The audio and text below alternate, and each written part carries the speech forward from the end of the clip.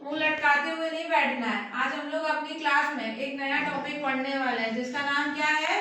Company issue of shares पढ़ने वाले हैं। और इशू ऑफ शेयर्स जब हम लोग पढ़ते हैं तो उसमें कौन सा अकाउंट हम लोग पढ़ते हैं? Company account. शेयर जानने से पहले हम लोग को ये पता होना चाहिए कि कंपनी क्या होती है और प्लस कंपनी के द्वारा किस तरीके से शेयर जो है वो मार्केट में इशू किए जाते हैं। तो सबसे पहले शेयर्स कैसे इशू होते हैं, कहाँ इशू होते हैं, इसके बारे में तो हम लोग बाद में डिस्कस करेंगे। सबसे पहले हम लोग ये बात करेंगे कि कंपनी क्या होती है। तुम लोग के अकॉर्डिंग कंपनी क्या होती है? कौन बताएगा कि कंपनी क्या होती है? सिर्फ ब्लैक बोर्ड पे देख रहे हो, बता दो कंपनी क्या होती है। क्यों युवान जी, कंपनी क्या होती है? सिर्फ नॉर्मली बैठे बैठे हाथ हिलाते हिलाते। Company is artificial person created by law. Created by a law, and I am given on this blackboard, and you have to define to me what you have to define me what my definition when I have written. Yes, ma'am. Then what do you mean by company? Okay, let's explain. What do you mean by company?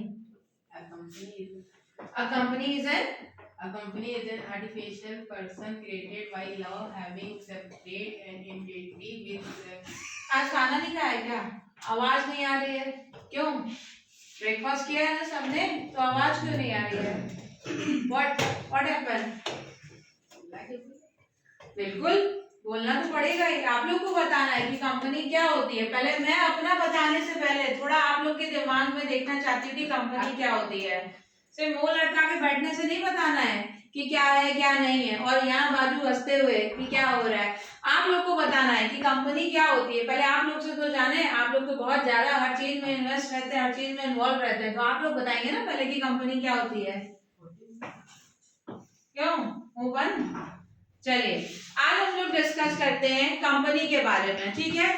Company हर तरीके की होती है जो market में अलग अलग तरीके के गुड्स का मैन्युफैक्चर करती है, लेकिन वो कंपनी जो कई सारे मेंबर्स को अपने यहाँ पे एम्प्लॉयमेंट अपॉर्चुनिटी प्रोवाइड करती है, इसके साथ ही साथ वो लॉ के अंडर में सारी चीजों के अकॉर्डिंग वर्क करती है, और हर एक कंपनी एक्ट के अंदर में परफॉर्म होती है। जहां पे मैंने लिखा हुआ है कि कंपनी एक ऐसा एसोसिएशन ऑफ पर्सन है जहां पे डिफरेंट पर्सन कंपनी में रहते हैं, कंपनी के लिए वर्क करते हैं। लेकिन कुछ लोग ऐसे होंगे जो कंपनी के नॉर्मली मेंबर्स कहलाएंगे, लेकिन कुछ ऐसे होते हैं जो कंपनी से जुड़े हुए रहते हैं लेकिन कंपनी के मेंबर नहीं होते हैं। लेकिन कंपनी वो होती है जो डिफरेंट मेंबर्स को मिला के एसोसिएट होती है, उसी को हम लोग क्या बोलते हैं? कंपनी।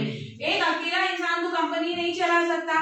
कंपनी को चलाने के लिए हमें ग्रुप ऑफ मेंबर्स की जरूरत पड़ती है। तो ग्रुप ऑफ मेंबर्स यानी एसोसिएशन ऑफ पर्सन के द्वारा अगर कोई चीज परफॉर्म हो रही है तो उसको हम क्या बोलते हैं? कंपनी। तो बात करते हैं कंपनी के कुछ फीचर्स के बारे में कि कंपनी को और अलग अलग टर्म से हम लोग क्या जानते हैं। सबसे पहले कंपनी को हम लोग सेपरेट लीगल एंटिटी बोलते हैं, कंपनी को हम लोग परपेचुअल एग्जिस्टेंस बोलते हैं, और कंपनी को लिमिटेड लायबिलिटी बोलते हैं। कंपनी को हम लोग सेपरेट लीगल एंटिटी क्यों बोलते हैं? क्योंकि कंपनी मेंबर से बनी हुई रहती है लेकिन मेंबर से अलग भी होती है। सारे मेंबर से वो सेपरेट मानी जाती है। क्यों? क्योंकि वो लॉ के अंडर में वर्क कर रही होती है।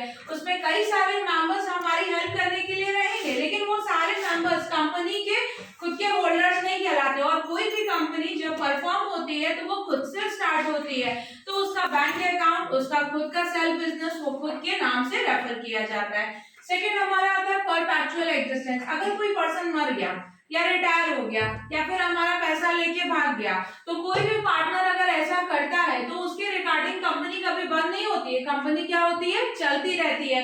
कंपनी कभी भी किसी भी चीजों से अफेक्टेड नहीं होती है। तीसरा, कंपनी की लायबिलिटी हमेशा क्या होती है? लिमिटेड होती है। हर महीने सबको पॉकेट मनी मिलती है।